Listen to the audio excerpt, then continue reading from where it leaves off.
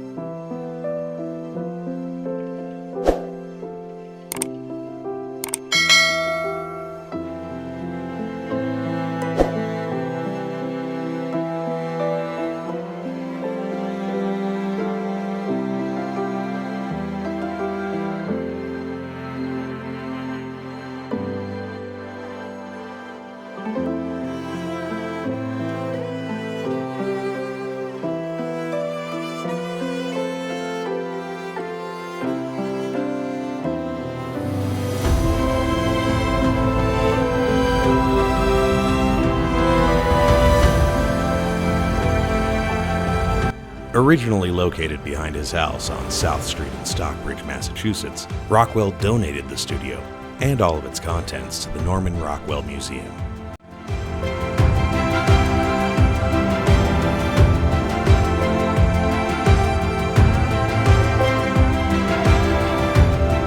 Although he had many studios during his career, this studio was deemed best yet by Rockwell.